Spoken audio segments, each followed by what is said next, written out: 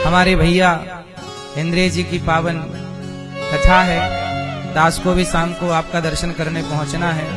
आज अभी आप आए, शाम को दास पहुंचेगा और होली का पावन दर्शन होगा।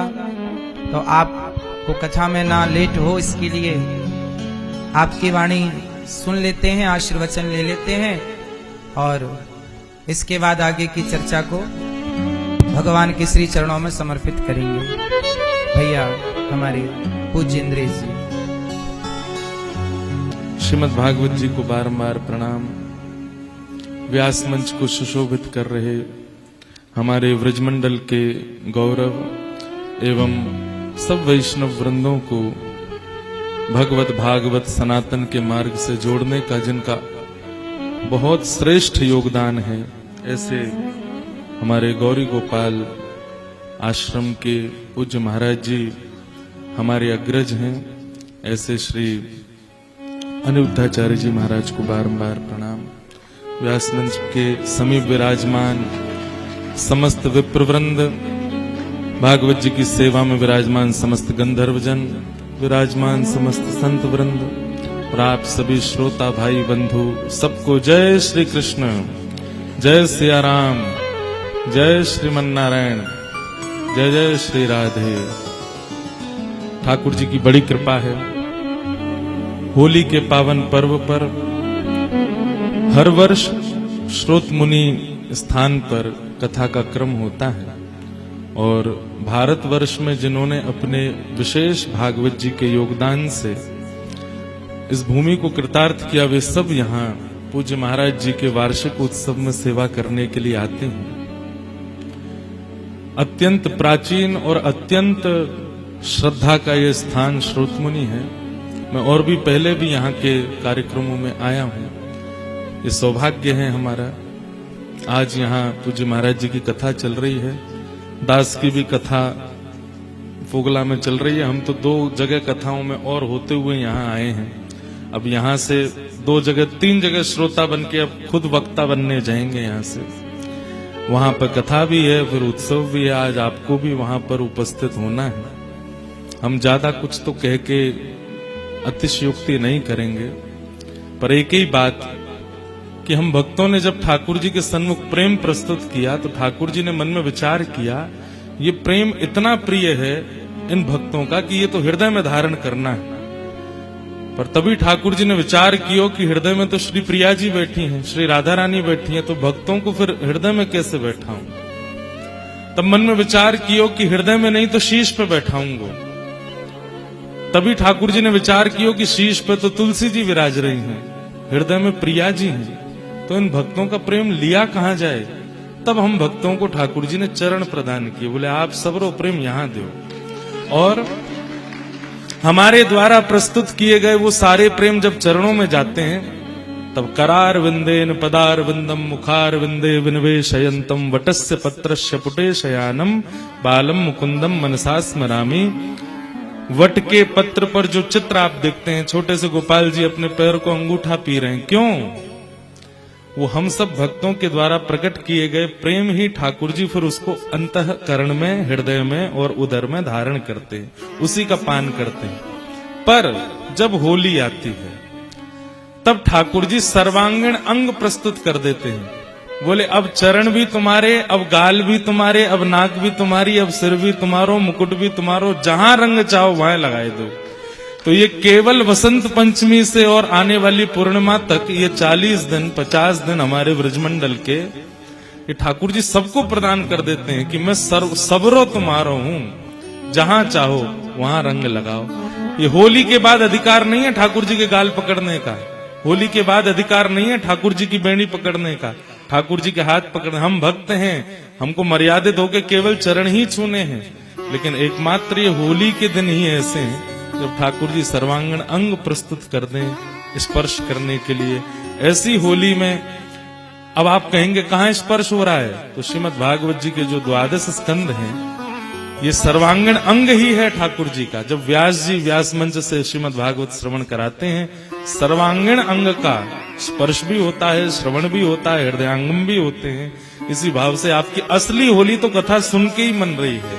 बस हर स्कंद को श्रवण करते समय यही भाव रखो, ठाकुर जी को एक अंग है, हमने यहाँ पे गुलाल लगायो, दूसरा स्कंद दूसरे अंग पे गुलाल लगायो, पंचम स्कंद पांचवें अंग पे गुलाल लगायो, दसम स्कंद हृदय पे गुलाल लगायो, एकादश स्कंद ठाकुर जी के ललाट पे गुलाल लगायो, द्वादश स्कंद मतलब सर्वांगीण अंग पे गुलाल लगा करके भागवत विश्राम भई और आपकी असली होली भई, ऐसी हमारी भावना है। तो अच्छे भाव से तो होली आप ही लोग कर रहे हैं, या वो लोग कर रहे हैं जो कथा श्रवण कर रहे हैं। तो बस यही भाव है, श्रोता बन के आए हैं, वक्ता बनने जाना है, इसलिए माइक ले लिया है। आपको बारंबार प्रणाम करते हैं और सबको बस होली की खूब खूब शुभकामनाएं देते हैं। आप सबको होली की बधाई हो, बधाई हो, बधाई हो। हमारे व्रज में एक रसिया गामे, 2 शब्द वाकु गा दूं। हो व्रज की तो है लाज मुकुटवारे, व्रज की तो है, व्रज की तो है लाज मुकुटवारे, व्रज की तो है लाज मुकुटवारे, व्रज की तो है,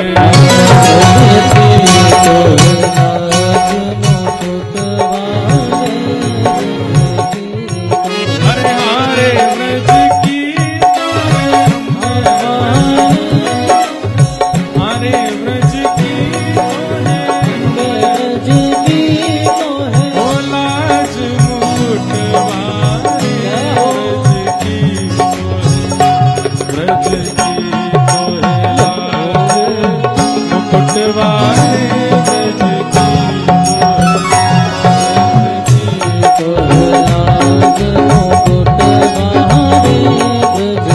बोलो होरी के रसिया की।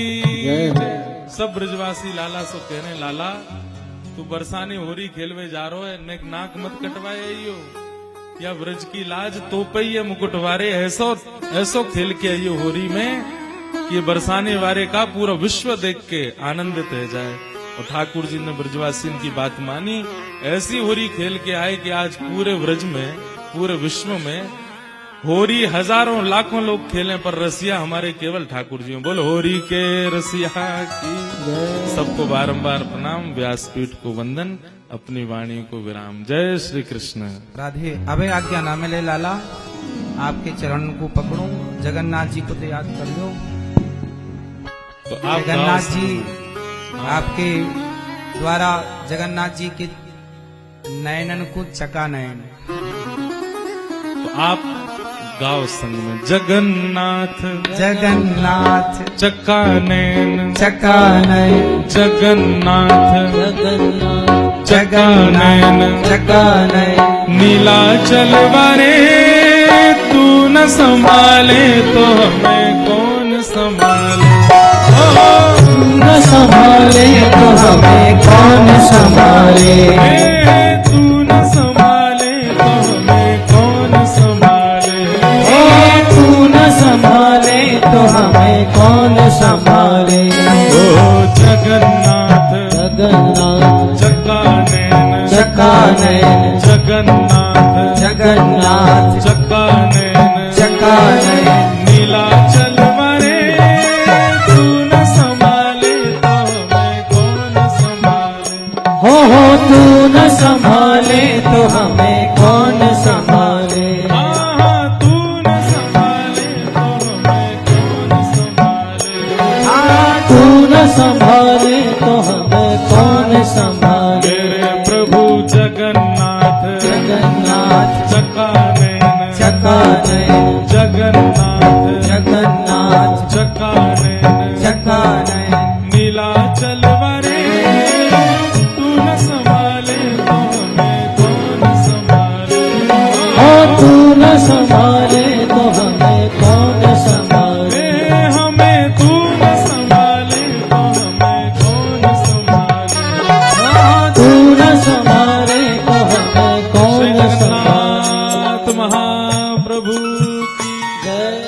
बारंबार प्रणाम आपके श्री चरणन में, और बहुत बहुत वंदन अभिनंदन। आपने आकर के दास पर कृपा की। सनातन की सेवा आपकी वाणी से नित्य निरंतर पूज्य इंद्रेश जी सदा भैया जी कर रहे हैं और सदा इसी तरह ये करते रहें, यही भगवान से मंगल कामना है।